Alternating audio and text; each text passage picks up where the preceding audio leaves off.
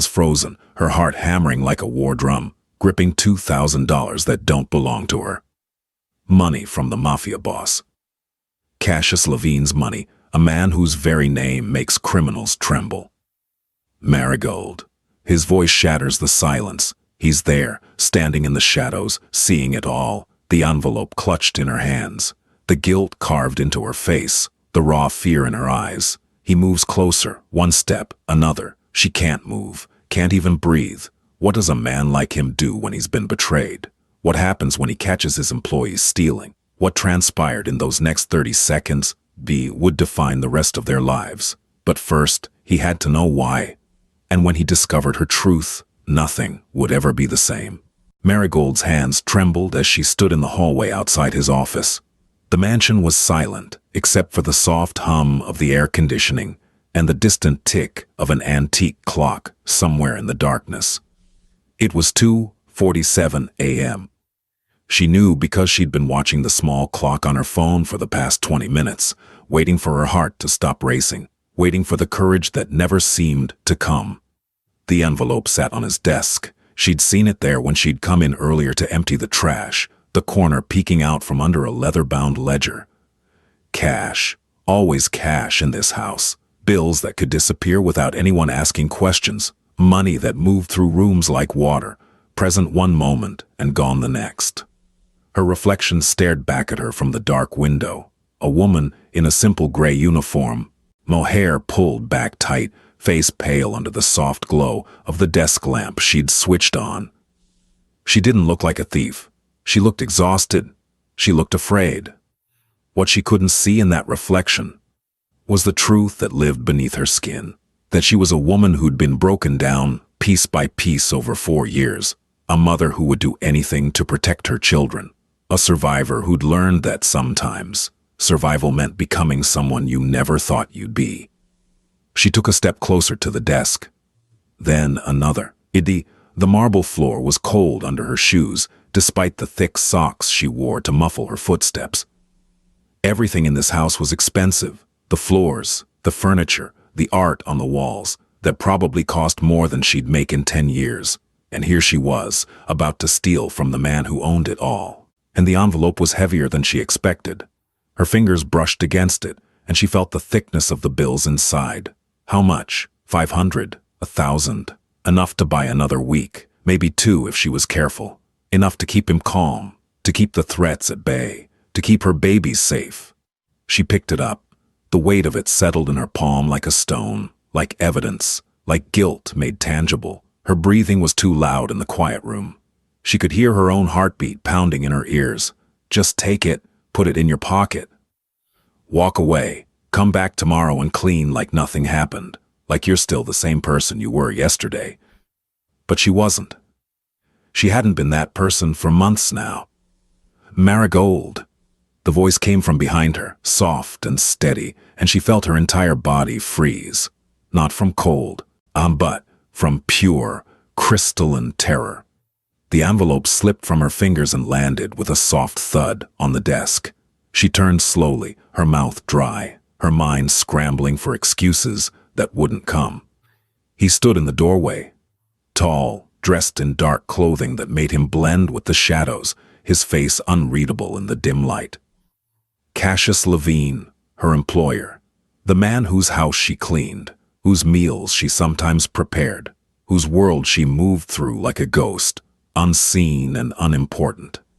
The man she had just tried to steal from. Cassius didn't move, didn't shout, didn't reach for his phone to call security.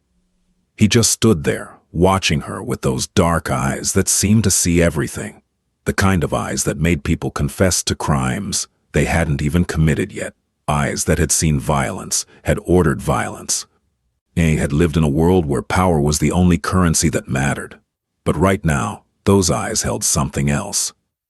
Curiosity. And something that might have been concern. Marigold's voice cracked. It's late, he said quietly. His voice was calm, almost gentle, which somehow made it worse. A voice that could order a man's death as easily as it could order dinner, but right now it carried no threat. Only observation. You should go home. That was it. No accusations, no threats, no demands for explanations. Just a simple statement, delivered in a tone that could have been discussing the weather. She nodded, unable to speak, unable to breathe properly. She moved toward the door, keeping her eyes down, expecting any second for his hand to shoot out and grab her arm, for security to appear. For the consequences she deserved to finally arrive. But he stepped aside, let her pass. The scent of expensive cologne and something else, cigarette smoke maybe, or the leather from his jacket, drifted past her as she slipped through the doorway and into the hall. She didn't run. Every instinct screamed at her to bolt, to race down the stairs and out the door and never come back. But she forced herself to walk at a normal pace, her legs shaking, her hands clenched at her sides. Behind her, she heard nothing, no footsteps, no calls to stop, nothing, and somehow that silence was more terrifying than any threat could have been. He caught her stealing and didn't say a word. Cassius stood in his office long after Marigold had left, staring at the envelope she'd dropped. He'd known about the missing money for weeks. Small amounts at first, 50 here, 100 there. Amounts that his accountant had flagged, but that he'd dismissed as unimportant.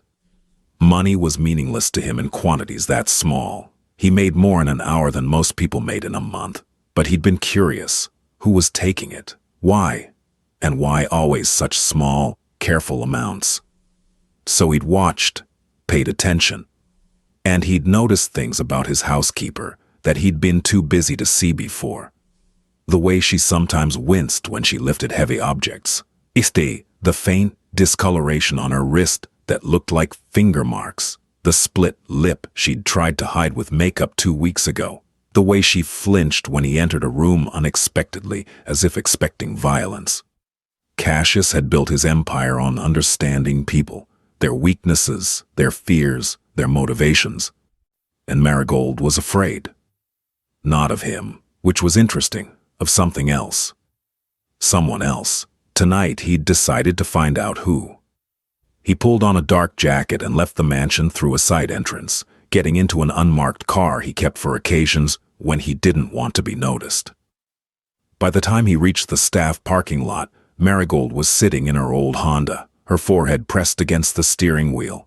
He followed her through the quiet streets of the city, keeping several cars back, using techniques he'd learned long ago, in a different life. She drove to an apartment building in a neighborhood that had seen better days. Cracked pavement, flickering streetlights, the kind of place where people minded their own business because asking questions was dangerous. And he parked down the block and watched her walk toward the building. She stopped outside the entrance, her hand on the door, and he saw her take several deep breaths, like she was gathering courage just to go home. That told him everything he needed to know. He waited until she disappeared inside, then drove slowly past the building, memorizing the address, the layout, the exits, the old habits. He'd stopped being a soldier years ago, but the instincts never left.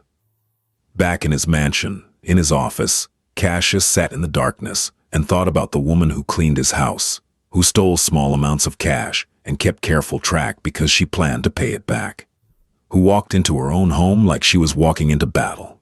He could ignore it, could fire her tomorrow and find another housekeeper, someone without complications. Oh, someone who didn't steal. That would be the smart business decision, but Cassius hadn't built his empire by always making the smart business decision. Sometimes you made the right decision instead. He picked up his phone and sent a text to her employee file number. 8 a.m. Then he leaned back in his chair and waited for morning. Marigold made it through the night, barely. Garrick, that's what she still called him in her mind, though his full name was Garrick Thorne, and he'd been her husband for 6 years before becoming her nightmare. Had been waiting when she got home. Drunk enough to be mean, sober enough to be calculating. Well, I told you, tomorrow. You said that yesterday. He pushed himself up from the couch, not quite steady on his feet, the beer bottle in his hand sloshing. And the day before that. She'd tried to explain. Tried to keep her voice down so the kids wouldn't wake up. Tried to be the version of herself that could sometimes talk him down from his anger. But Garrick was past talking tonight. You know what happens if you can't get the money, right? His voice had dropped to that dangerous whisper that was worse than yelling. You know I need it. I owe people, Mari. Serious people. And if I don't pay them, I'll get it. When? Tomorrow, I swear. He'd studied her for a long moment, and she'd seen the calculation in his eyes, the weighing of options. Finally, he'd nodded and taken another drink from his bottle. Tomorrow, or next time, maybe I take one of the kids with me when I meet these people. He'd let them see what happens when promises get broken. The words had hit her like a physical blow. You wouldn't. Try me. He'd moved past her toward the bedroom, close enough that she could smell the alcohol on his breath, the cigarette smoke in his clothes. Tomorrow, Mari. Don't make me ask again. Now, in the gray light of morning, Marigold got her children ready for school. Celine was 6, with her father's dark hair and her mother's careful eyes. Jasper was 4, still young enough to believe that everything would be okay because Mommy said so. She packed their lunches with the last of the bread and peanut butter, left notes in Celine's backpack, little reminders that she loved her, that she was proud of her. Garrick didn't wake up. He never did on mornings after drinking. She was grateful for small mercies. After dropping the kids at school, kissing them both, holding them a moment too long, until Celine squirmed away with a giggle and Jasper complained about being late. Marigold drove to the mansion. The text from last night glowed on her phone. 8 a.m. She arrived at 7:55. Early, always early, because that's what good employees did. Even good employees who stole. Cassius was waiting in the kitchen with a cup of coffee. He looked different in the morning light, less imposing, almost approachable, dressed in casual clothes that probably cost more than her car payment. But his eyes were the same. Watchful. Seeing everything. Marigold. He gestured to the chair across from him. Sit down. It wasn't a request. She set her bag on the counter and moved to the table, her legs unsteady, her hands clasped in front of her to hide their shaking. He pushed a cup of coffee toward her, black, the way she took it. He'd noticed. Of course he'd noticed. For a long moment, neither of them spoke. She stared at the coffee, at her reflection in its dark surface, at anything except his face. The silence stretched between them like a living thing. In that silence, Cassius made a decision. He could approach this a dozen different ways. Intimidation, threats, demands. That's what most men in his position would do. But Marigold wasn't most people, and this situation required something different. It required truth. How long? He finally asked. She knew what he meant. 3 months. Always cash from the office? She nodded. How much total? Maybe 6,000. Her voice was barely a whisper. I kept track. I was going to pay it back, I swear. Why? The question was so simple, so direct, that it caught her off guard. She looked up, meeting his eyes for the first time since sitting down. They weren't angry. They weren't cold. They were just curious, waiting. And Marigold, who'd been carrying this weight alone for so long, who was so tired of lying, who had nothing left to lose, told him the truth. I needed it. For what? To keep him calm, she heard herself say. To buy time. To keep my children safe. In the corner of the kitchen, where neither of them could see it, the morning light shifted slightly as clouds moved across the sun. A bird landed on the windowsill outside, pecked at something, flew away. The world continued turning while inside this kitchen, two people sat across from each other and negotiated the terms of survival. Cassius's expression didn't change. Your husband? Yes. He hurts you. It wasn't a question, but she answered anyway. Sometimes. And the children? No. The word came out fierce, protective. Never. I would never let him. But he threatens to. She closed her eyes, nodded. Cassius had seen a lot of things in his life. Violence, betrayal, the 1,000 small cruelties that people inflicted on each other in the name of power, or profit, or simple meanness. But there was something about this, a woman stealing to protect her children from their own father, that touched something in him he'd thought was long dead. Empathy. Recognition. The memory of his own mother, doing whatever she had to do to keep him safe from his father's fists. You should have asked me for help." Marigold almost laughed. It came out as something between a sob and a cough. "Ask you? You're my employer. She gestured vaguely at the mansion, at him, at everything. "I can't just ask you to solve my problems. That's not how this works." "How does it work?" "You pay me to clean your house. That's it. My personal life, my problems, those aren't your concern." And yet, here we are. He took a sip of his coffee, still watching her with that unreadable expression.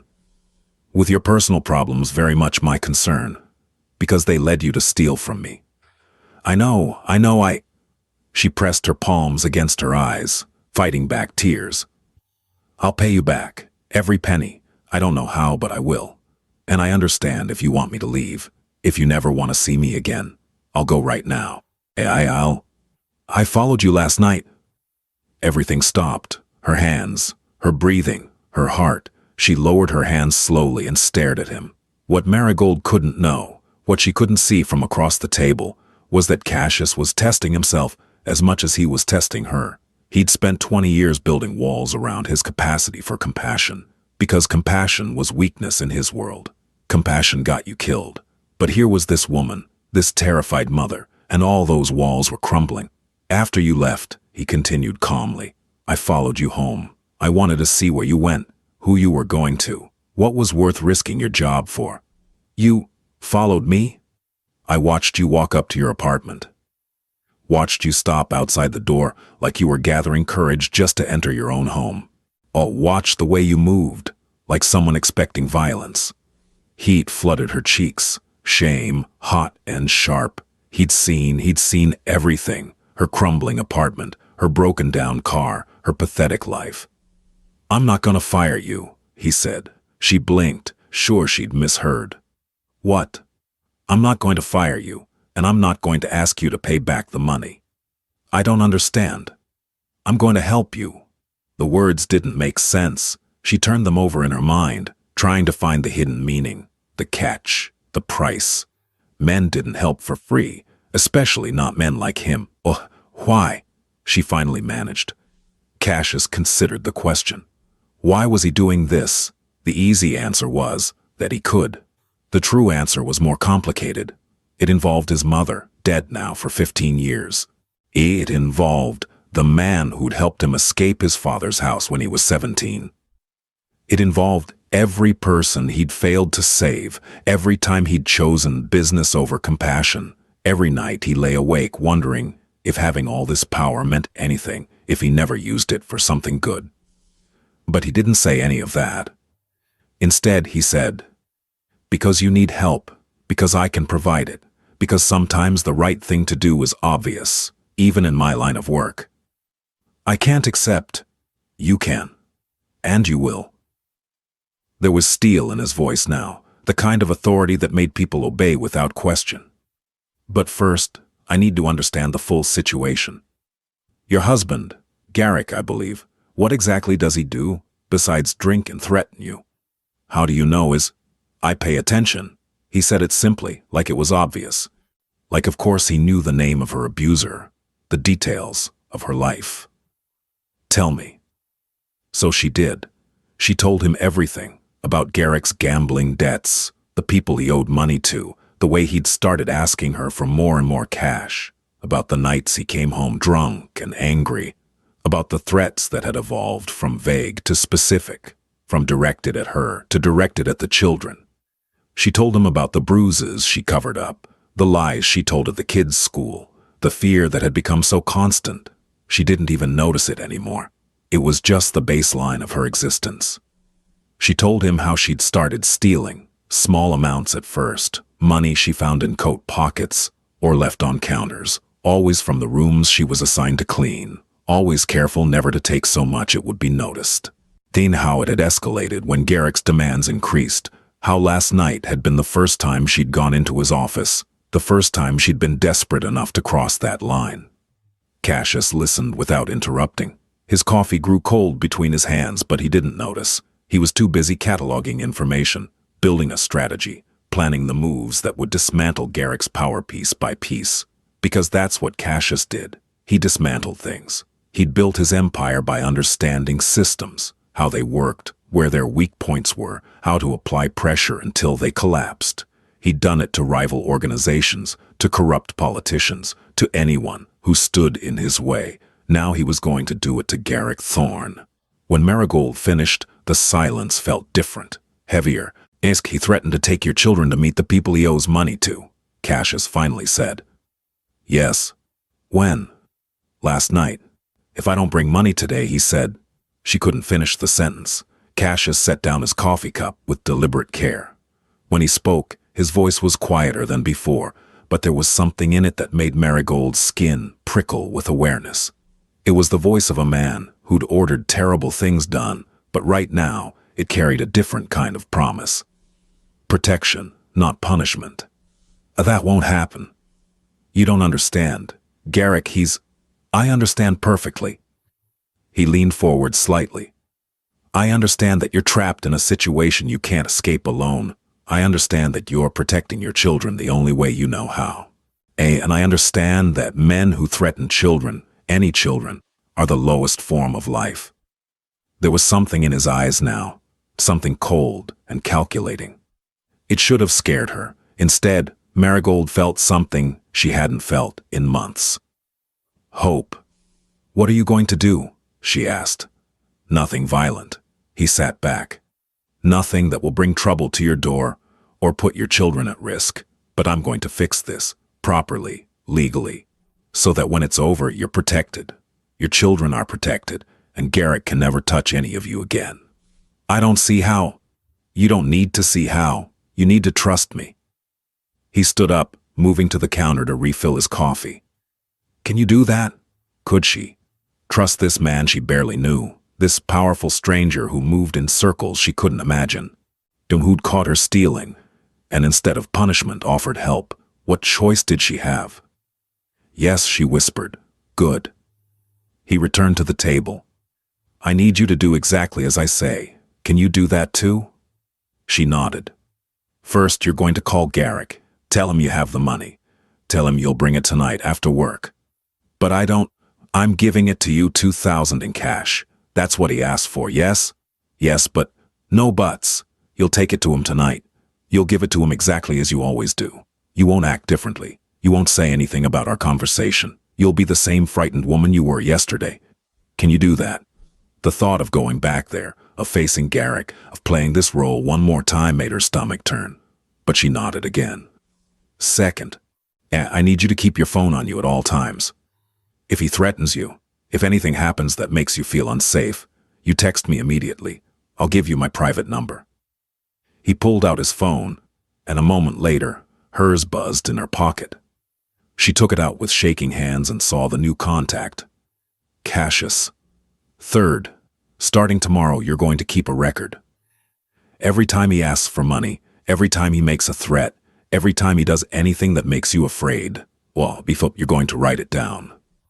Times, dates, exact words if you can remember them. Everything. Why? Because we're going to build a case, a proper case that will stand up in court, that will get you a restraining order, that will protect your children legally and permanently. Garrick won't just accept. He won't have a choice. Cassius's voice was flat, final. I'm not going to kill him, Marigold. I'm not going to hurt him. I'm going to do something far more effective. I'm going to make sure the law does its job. And if the law needs a little encouragement to do that job properly, then I have resources that can provide that encouragement. She stared at him, trying to process what he was saying. You're going to use your connections to ensure justice is served. Yes, he met her eyes. Is that acceptable to you? Was it? Was she comfortable with a man like Cassius Levine using his influence to help her? With accepting money from him, protection from him, intervention from him? She thought about Celine's smile, about Jasper's laugh, then about the way they shouldn't have to live in fear, shouldn't have to walk on eggshells around their own father, shouldn't have to grow up in the shadow of violence. Yes, she said. It's acceptable. Then we're agreed. He stood up, and she did too, automatically. The money is in an envelope in the office, same desk where you found it last night. Take it before you leave today. Give it to Garrick tonight. Tomorrow you come back here and we continue with the plan. Mr. Levine. Cassius, he said. If we're going to do this, you can call me Cassius. Cassius. The name felt strange in her mouth, too familiar, too intimate. I don't know how to thank you. Don't thank me yet. This is going to take time, weeks, maybe months, and it won't be easy. You're going to have to be strong. Stronger than you've ever been. I can do that. He studied her for a moment, and something shifted in his expression. Not quite a smile, but close. What Marigold couldn't see, what she couldn't know, was that Cassius was seeing her differently now, not as his housekeeper, not as a problem to solve, but as someone worthy of protection, someone who reminded him of why he'd fought so hard to escape his own past.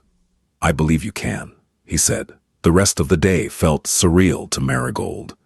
She drove home with the envelope hidden in her bag, hyper-aware of every car around her, every person she passed, convinced somehow that Garrick would know, would sense the change, would see through whatever mask she tried to wear. But when she picked up the kids from school, everything was normal. Celine chattered about her art project. Jasper showed her a bruise on his knee from falling at recess.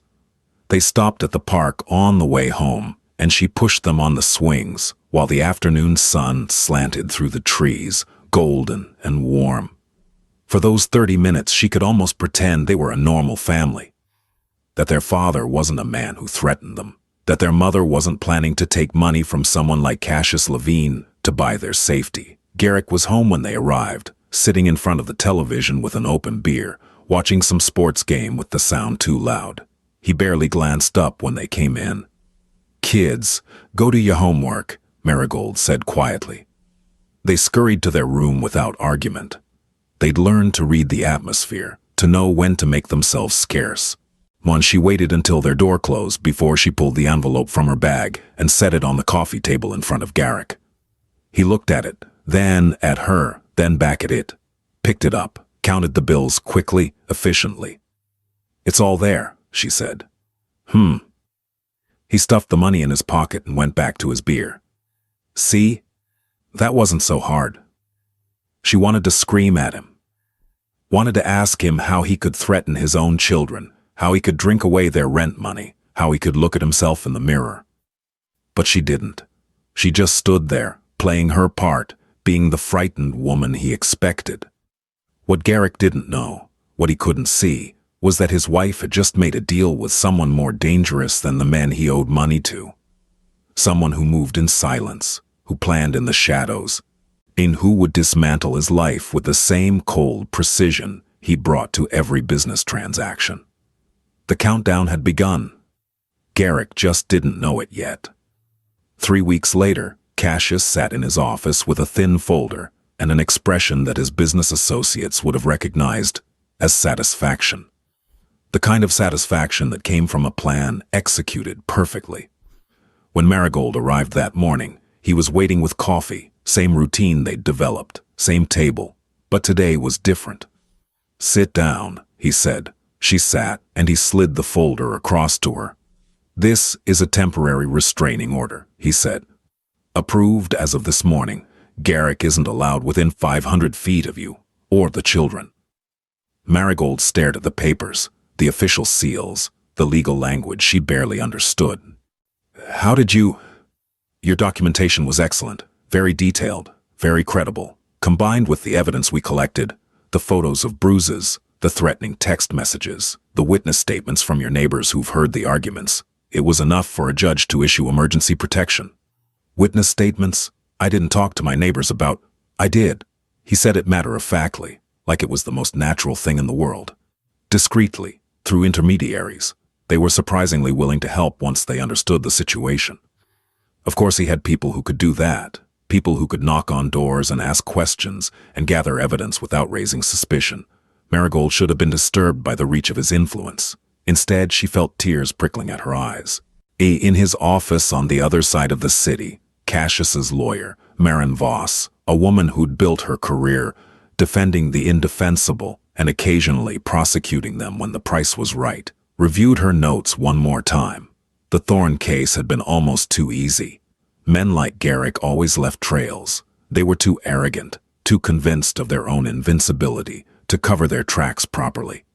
She'd seen Cassius do this before, seen him use his considerable resources to help people who had nowhere else to turn. It was his penance, she supposed, his way of balancing the scales for all the terrible things he'd done to build his empire. Back in the mansion kitchen, Marigold was trying to understand the reality of what this meant. "This means Garrick has to leave the apartment?" she asked. "It means he has to leave, yes. And the police will serve him with the order today at 3 p.m. They'll escort him from the premises and ensure he takes only his personal belongings. You and the children will be there. I'll be there too if you want me to be. And when it's done, the apartment is yours. He can't come back. But he'll fight this. Let him fight." Cassius's voice was calm, certain. "We have evidence. We have documentation. We have a clear pattern of threats and intimidation. And we have something else." He pulled out another paper from the folder. This one looked like a financial statement, covered in numbers and official stamps. "Garrick's gambling debts," Cassius explained. "It turns out he owes money to several very unsavory people who've been looking for him.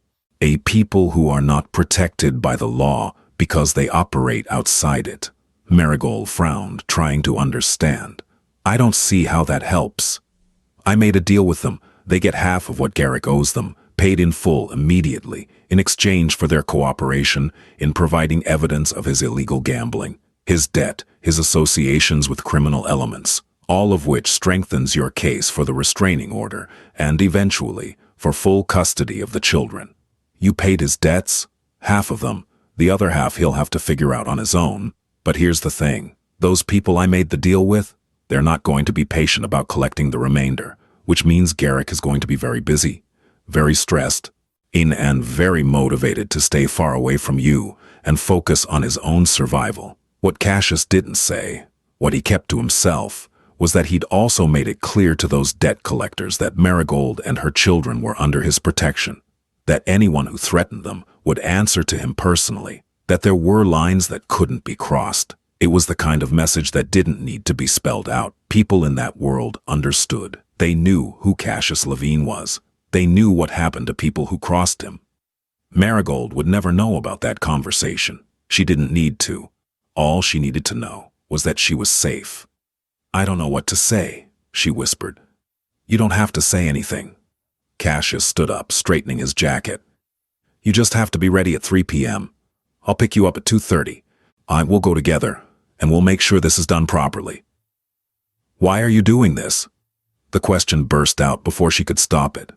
"Really? Why?"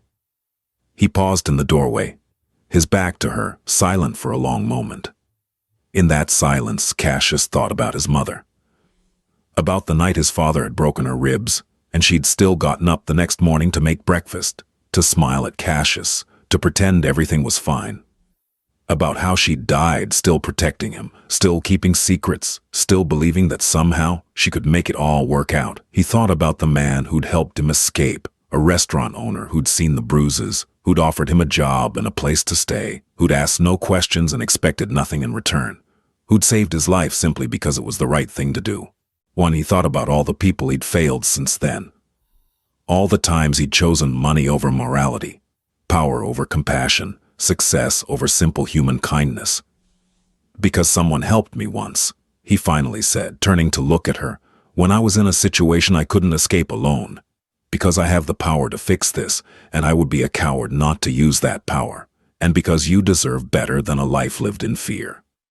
Then he was gone, leaving Marigold sitting at the table with legal papers that felt like weapons, like shields, like the first real protection she'd ever had. At 2:30 p.m., Cassius's car pulled up outside Marigold's building. Not one of his flashy vehicles, a simple black sedan, unremarkable, the kind that wouldn't draw attention. He got out to open her door, and she climbed in with Celine and Jasper, who were wide-eyed and silent in the back seat, sensing the importance of the moment without understanding it. Are we in trouble? Celine whispered to her mother. No, baby, everything's going to be okay. The police were already at the apartment when they arrived, 2 officers standing in the hallway, professional and calm. Cassius stayed close to Marigold, not touching her, just present, a solid, reassuring presence at her back. Garrick opened the door looking confused, then angry when he saw the officers. What's this about? Mr. Thorne, one officer said. We need to speak with you about a restraining order that's been issued. Marigold watched his face change as they explained. Confusion, to disbelief, to rage. He looked past the officers at her, and she saw the moment he understood. You bitch, he hissed. You actually… Mr. Thorne, please calm down. The officer stepped between them. You need to gather your belongings and vacate the premises. You have 30 minutes. This is my home. You can't just… Sir, we can and we are. You can comply voluntarily, or we can arrest you for violation of the order. Your choice. Garrick looked at Marigold again, and she saw murder in his eyes. But he also saw Cassius standing behind her, saw something in Cassius's face that made him pause, made him think twice about whatever he'd been planning to say or do, because Cassius wasn't making threats. He didn't need to. He simply stood there, hands in his pockets, expression neutral, and somehow that was more intimidating than any display of aggression could have been. As he looked like a man who could end someone's life with a phone call and then go have lunch without losing his appetite. Garrick turned and stalked into the apartment. The officers followed, ensuring he only took what was his, ensuring he didn't damage anything, or try to intimidate Marigold further. It took 20 minutes. 20 minutes for 6 years of marriage to be packed into 2 duffel bags and a garbage bag. 20 minutes for the father of Marigold's children to be escorted out of their lives. When the door closed behind him and the officers, the silence was deafening. Celine and Jasper stood in the living room, looking around like they were seeing it for the first time. Maybe they were. Maybe this apartment, without the constant threat of their father's anger, was a new place entirely. Is Daddy coming back? Jasper asked quietly. Not for a while, honey. Is that okay? Celine's voice was small. Marigold knelt down, pulling them both close. Yes, baby. That's very okay. Cassius stayed by the door, giving them space, but when Marigold looked up at him over the children's heads, he nodded once. A simple gesture that said, you did it. You're safe now. What Marigold couldn't see, what she couldn't know, was how much this moment meant to Cassius. How it felt like redemption, in a way that all his money and power never had. How watching this woman, finally free from fear, made something in his chest feel warm and light and terrifying. He'd saved someone. Really saved them. Not with violence, not with intimidation, but with strategy and resources, and the simple decision to help. It felt good. On better than any business deal he'd ever closed. I should get back, he said softly. Unless you need… We're okay. Marigold stood up, still holding the kids' hands. Thank you for everything. This isn't over yet, he reminded her. There's still the custody hearing, the final restraining order, making sure he stays away. But the hard part, getting you out of immediate danger, that's done. I don't know how I'll ever repay. You already have. He moved toward the door. By trusting me, by being brave enough to accept help. That's payment enough. The custody hearing was scheduled for 3 weeks later. Marin Voss prepared Marigold thoroughly. They went over every detail of the documentation, practiced potential questions, discussed strategy. The judge will ask about your financial situation, Marin explained during one of their prep sessions. Garrick's lawyer will try to argue that you can't support the children alone. But I have a job. I know, but we need to be prepared for the argument. Can you show stable income, stable housing, a support system? Marigold thought about the apartment she couldn't afford on her own, the job that didn't pay enough, the lack of family, or friends who could help. I'll figure it out, she said. Cassius, who'd been sitting quietly in the corner of his office during the meeting, spoke up. She has stable housing. I own the building her apartment is in. I can adjust the rent to something manageable. Marigold stared at him. You what? I bought it 2 weeks ago, from the previous landlord. Market rate transaction. Nothing unusual. As the new owner, I'm entitled to set rent at whatever I deem appropriate. For a long-time, reliable tenant like yourself, a reduction is perfectly reasonable. You bought my entire apartment building? It was a good investment. He said it so casually, like people bought buildings every day. In his world, they did. Marin continued as if nothing unusual had happened. She'd worked with Cassius long enough to not be surprised by his methods. Excellent. That strengthens the stability argument. Now about character witnesses.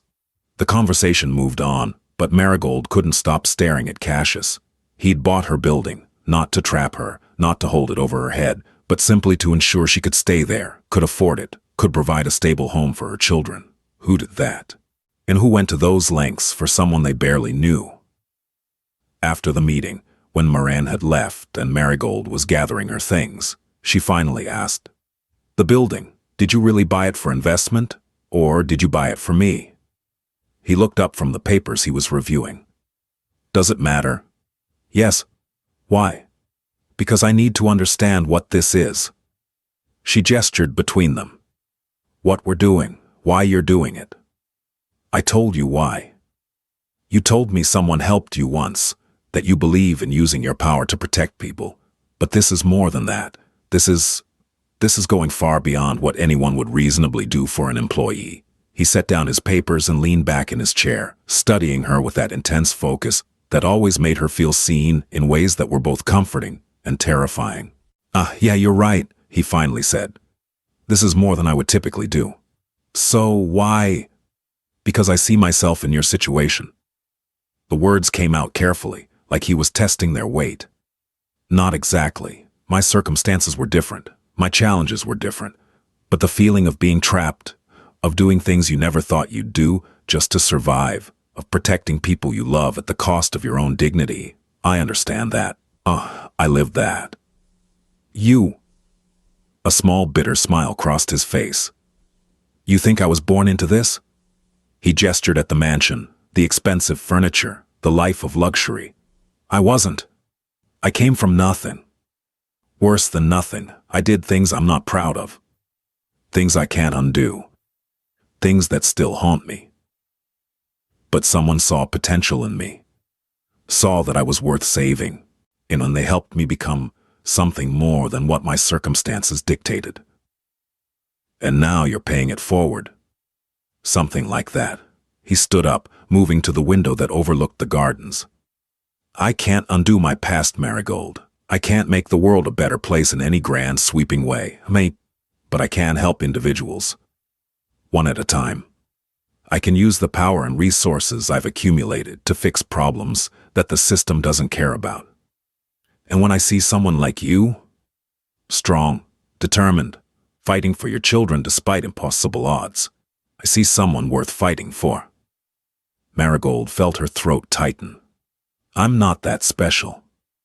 "You're more special than you know." He turned back to face her. "You could have given up. You could have become bitter and hard and cruel. Instead, you steal money to protect your children.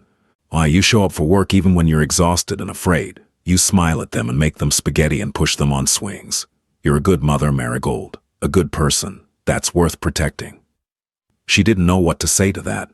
Didn't know how to process the warmth in his voice, the sincerity in his eyes, the way he looked at her like she was something precious instead of a burden. What she didn't know, what Cassius would never tell her, was that helping her had become more than just a good deed. It had become personal. She'd reminded him of who he used to be, of the better version of himself he'd abandoned somewhere along the way to building his empire. Helping her felt like helping himself, like maybe he could still be more than just the sum of his worst decisions. "Thank you," she finally whispered, "for seeing me, and for helping me, for everything." "You don't have to thank me. Just keep being who you are. Keep fighting for them. That's enough." The custody hearing went better than Marigold dared hope. Garrick's lawyer tried to argue that she was unstable, that she couldn't support the children, that the restraining order was based on exaggerated claims. But Marin had evidence. Pages and pages of documentation, photos of bruises, threatening text messages, neighbor testimonies, financial records showing Garrick's gambling and drinking. The judge listened to it all with a stern expression, asked pointed questions, and finally ruled in Marigold's favor. Full custody. Supervised visitation for Garrick only if he completed anger management and substance abuse programs. Child support payments enforced through the court. Marigold walked out of that courthouse feeling like she could breathe for the first time in years. Cassius was waiting outside, leaning against his car, wearing sunglasses that made him look like something out of a movie. He straightened when he saw her, and she didn't think. She just walked straight to him and hugged him. He stiffened for a moment, surprised. Physical affection wasn't something he was accustomed to, wasn't something he allowed in his carefully controlled life. But then his arms came around her, carefully, gently, like he was afraid she might break. "Thank you," she whispered against his shoulder. "Thank you, thank you, thank you." "You're welcome." His voice was soft, rumbling through his chest where her ear was pressed. "You did the hard part. I just helped clear the path." She pulled back, wiping at her eyes, laughing a little at how emotional she was being. "Sorry, I'm not usually this." "Don't apologize, you earned this moment. Feel it." So she did. She stood there in the courthouse parking lot and felt the victory, the relief, the sheer weight of fear that had been lifted off her shoulders. She felt free, and Cassius stood beside her, watching her smile, watching her cry, watching her finally allow herself to feel safe. And something in him shifted, something he'd kept locked away for 20 years, something that felt dangerous and necessary all at once. He cared about her, really cared, not as a project, not as penance, but as a person. That should have scared him. Instead, it felt like the first honest thing he'd felt in years. Life didn't immediately become perfect after that. Money was still tight, and the kids still asked about their father sometimes. There were nights Marigold lay awake worrying about the future, but it was a different kind of worry. Not the immediate, visceral fear of violence, but the normal concerns of any single parent trying to make ends meet. She kept working at the mansion. Cassius never treated her differently. She was still his housekeeper, still addressed as Marigold, still expected to do her job well. But there were small changes.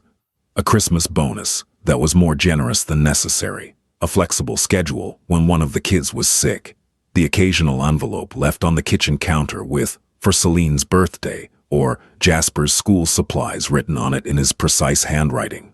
She tried to refuse these gifts at first, tried to maintain proper boundaries between employer and employee. But he'd just give her that look, the one that said he'd already made up his mind and arguing was pointless, and she'd find herself accepting because what else could she do? 6 months after the custody hearing, on a quiet Tuesday morning, Marigold was cleaning the library when Cassius appeared in the doorway. "Marigold, do you have a moment?" She set down her duster. "Of course." He led her to his office and gestured for her to sit. This time there was no coffee, no casual conversation. He looked serious, and her stomach clenched with worry. "I have a business opportunity," he said, "and I wanted to discuss it with you first before making any decisions." "Okay?" "I'm expanding my real estate portfolio. There's a property I'm interested in, a small apartment building about 20 minutes from here. It needs significant renovation, but the location is good. The structure is sound. I'm considering buying it, fixing it up, and renting it out." She nodded, not sure why he was telling her this. "I need someone to manage it," he continued. "Someone trustworthy, someone organized, someone who understands what tenants need because they've been a tenant themselves. Someone who could handle maintenance requests, collect rent, deal with contractors, maintain the property." Understanding started to dawn. "You want me to? I'm offering you a job. Property manager, salaried position with benefits, including health insurance for you and the children. Hours would be mostly flexible. You'd need to be available for emergencies, but otherwise you could work from home, set your own schedule, be there for Celine and Jasper when they need you." Marigold stared at him, and her mind racing. "I don't know anything about property management." "You can learn. I'll provide training, resources, support. And you'll still have this job as a backup if it doesn't work out, though I think it will. You're capable, Marigold, more capable than you give yourself credit for. Why would you offer me this? Cassius had anticipated this question.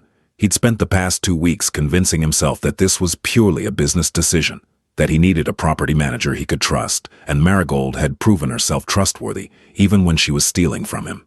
That it made logical sense to offer this opportunity to someone he knew, someone he'd seen work hard despite impossible circumstances. But the truth he barely admitted to himself, was that he wanted to see her thrive, wanted to give her opportunities she'd never had, wanted to be part of her success in a way that felt more meaningful than just writing checks. Because you need a better job, and I need someone I can trust, he said, sticking to the safer truth. Because you've proven yourself reliable and honest. Even when you were stealing from me, you kept track because you planned to pay it back. That's integrity. That's what I need in someone managing my properties. And if I say no, then nothing changes. You keep cleaning, I keep paying you. We maintain our current arrangement, but I hope you'll say yes. She thought about it, thought about the stability of a salaried position, the health insurance she desperately needed, the flexible hours that would let her be a better mother. One thought about the risk of accepting even more from this man who'd already given her so much. I need some time to think about it. Take all the time you need. He stood up, signaling the conversation was over. But Marigold, you deserve this opportunity. Don't let fear or false humility make you turn it down. Marigold talked to Marin about it. The lawyer had become something of a friend over the months of legal preparation. She listened to Marigold's concerns, her worries about owing Cassius too much, about crossing lines she couldn't uncross. He's offering you a legitimate job, Marin pointed out, at market rate salary, with appropriate benefits. There's nothing inappropriate about accepting a job offer from someone who's impressed with your work ethic. But it feels like more than that. Because it is more than that, Marin smiled. He's invested in your success. That doesn't make it inappropriate. It makes it fortunate. How many people have employers who actually care about their well-being? I don't want to be charity. This isn't charity. He needs a property manager. You need a better job. It's a mutually beneficial arrangement. And honestly, Marigold, after everything you've been through, after how hard you've fought for your children, don't you think you deserve a break? Don't you think you deserve someone offering you a hand up instead of a hand out? Maybe she did. Maybe she'd been so focused on maintaining her independence, on not being a burden, that she'd forgotten how to accept help. When it was offered genuinely, she took the job.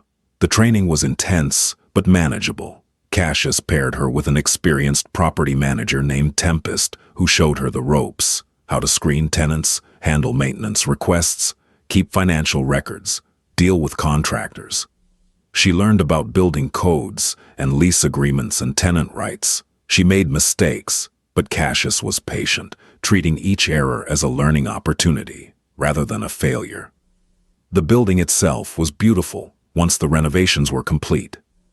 12 units, mostly 1 and 2 bedrooms, updated kitchens and bathrooms, a small courtyard garden that Marigold helped design. They filled it with families and young professionals, people who reminded her of herself a year ago, working hard, trying to make ends meet, in deserving of a safe, affordable place to live. She was good at it, better than she expected. She liked helping people find homes, liked solving problems, liked the feeling of managing something important. The salary was enough that she could save money for the first time in her life. Enough that she could take the kids to dinner sometimes, or buy them new clothes without panicking about the cost. Life got better. Not perfect, but better.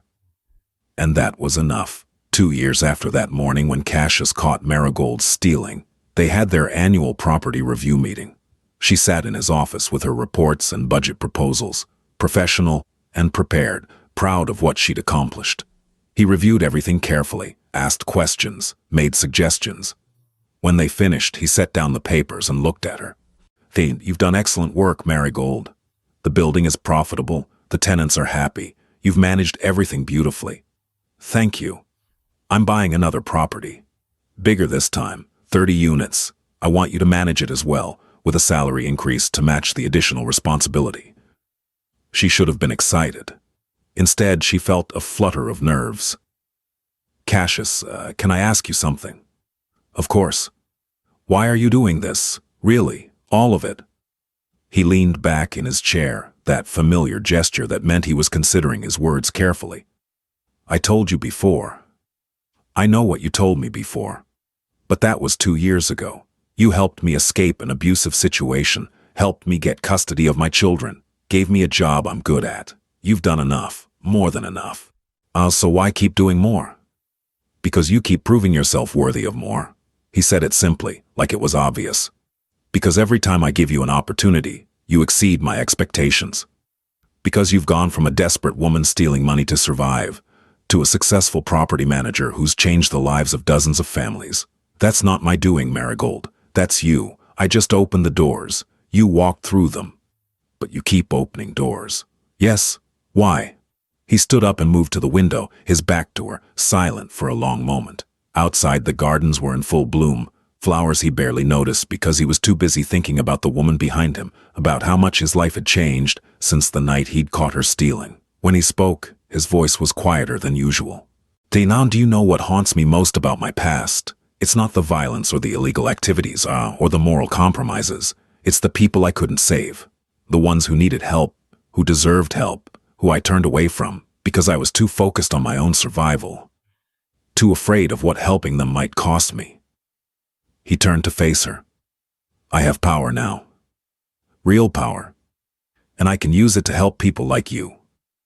People who are strong and capable, but trapped by circumstances beyond their control. Every time I do that, every time I see someone like you succeed and thrive, it feels like redemption. Like maybe all the terrible things I did to get here meant something. Like maybe I can balance the scales, at least a little bit. Marigold stood up, moved to stand beside him at the window.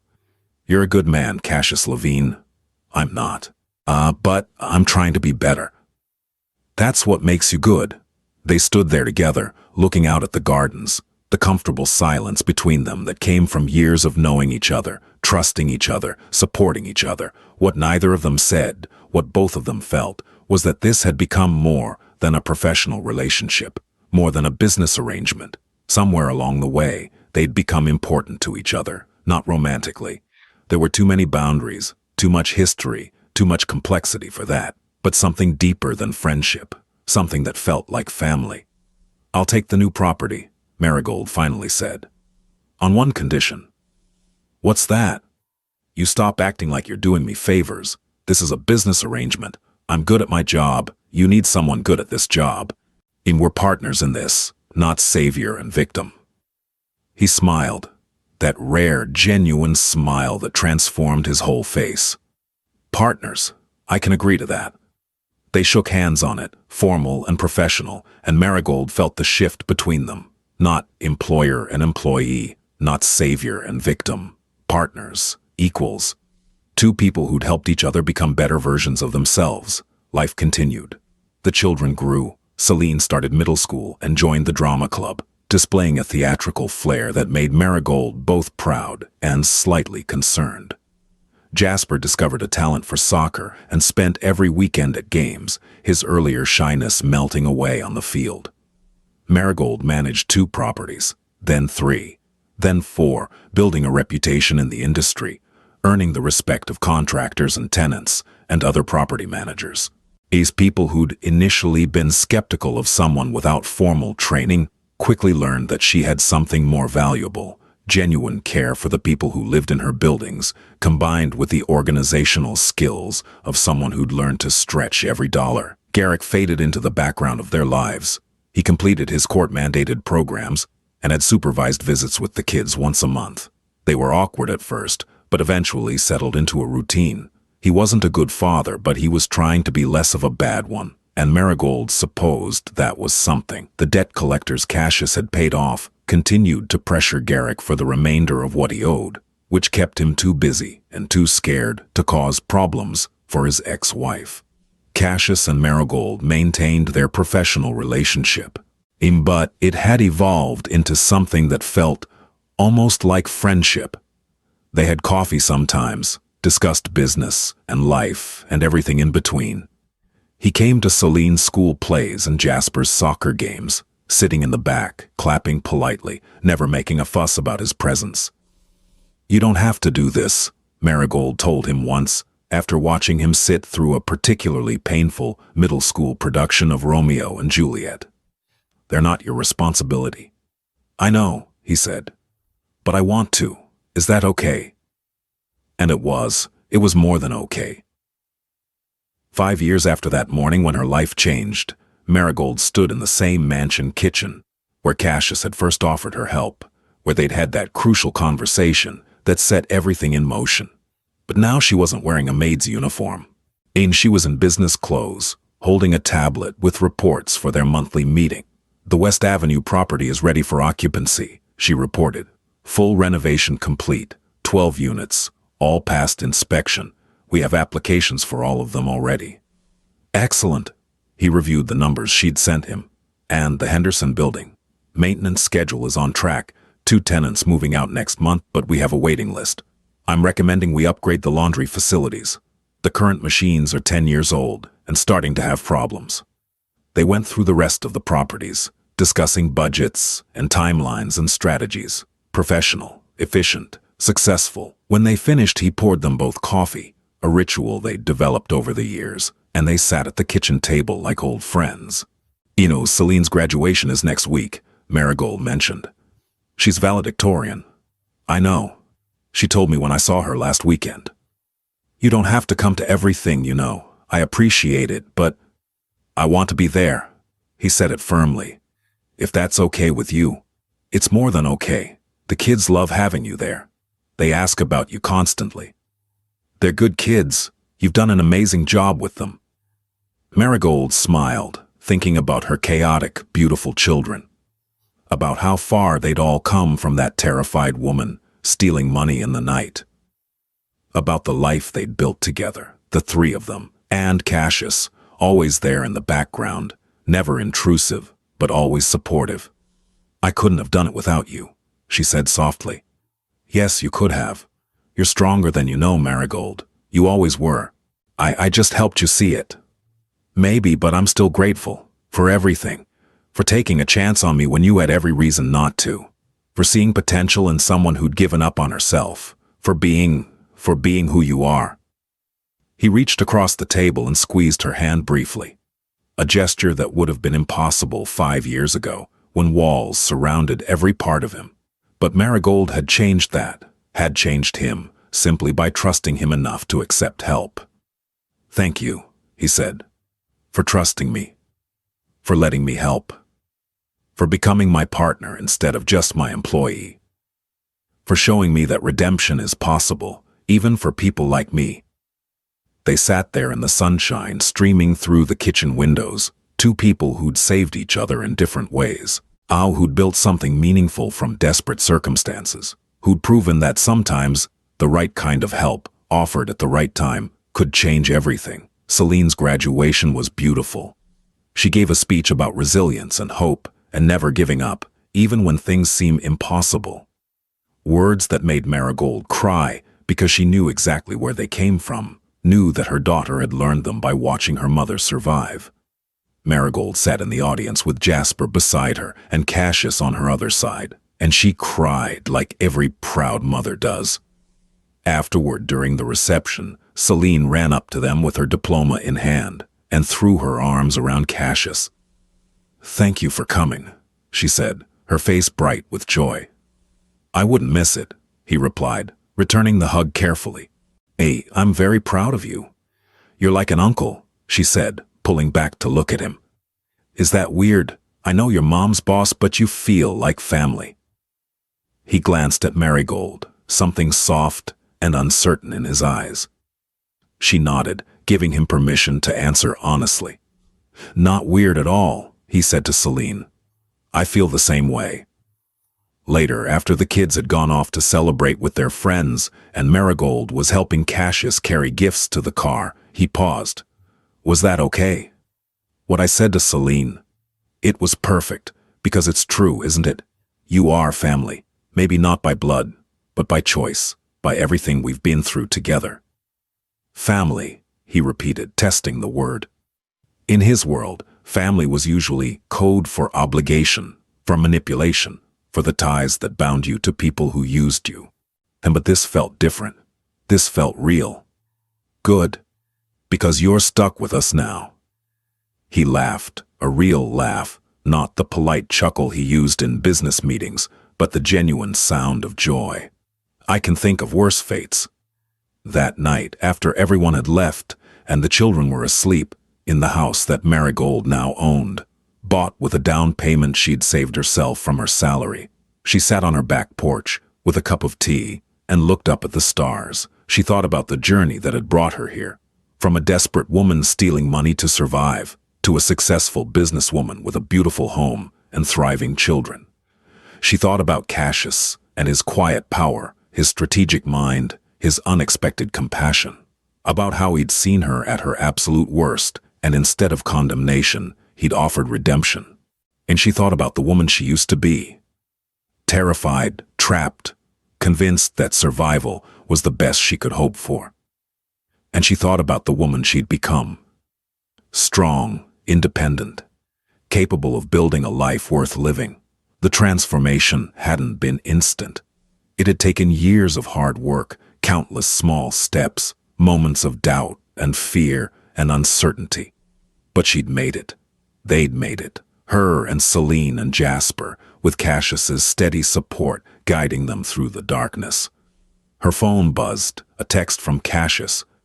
"Thank you for including me today. It meant more than you know." She typed back, "Thank you for everything, for seeing me, for believing in me, for being family." Always.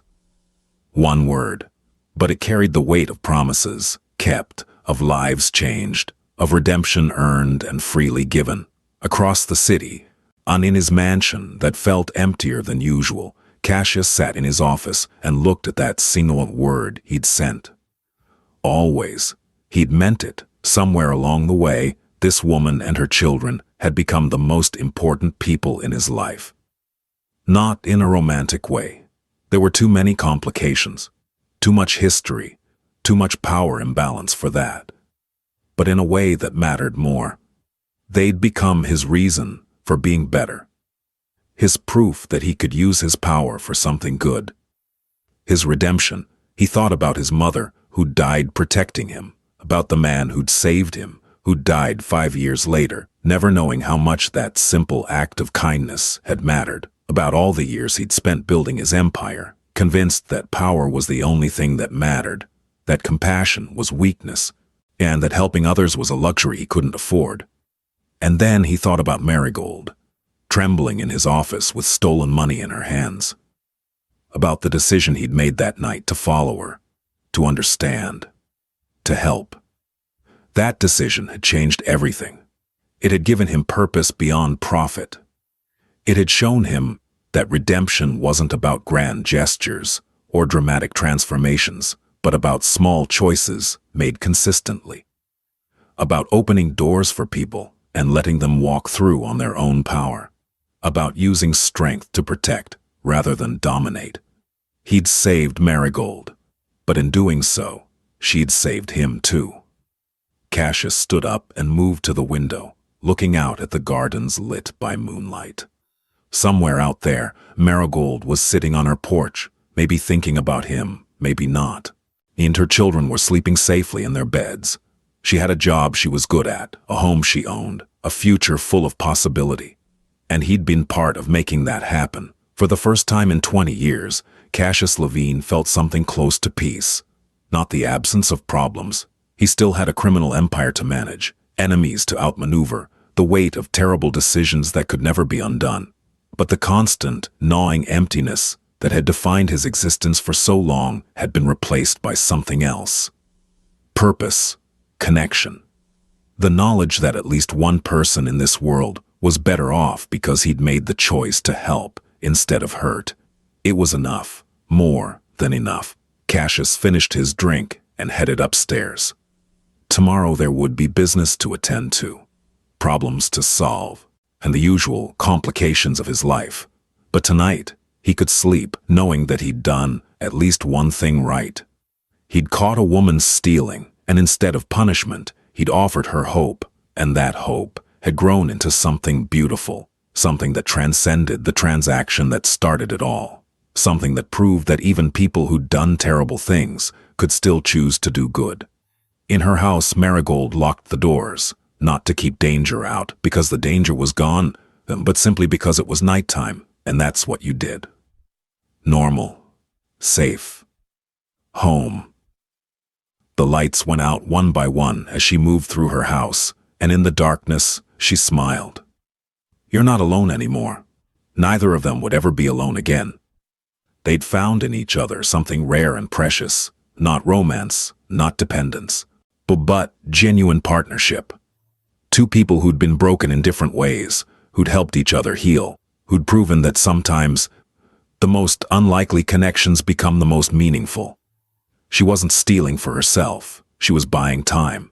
But time had given her something she never expected, not just survival, but a life worth living, not just escape, but transformation, not just safety, but joy. And that, she thought as she checked on her sleeping children one last time,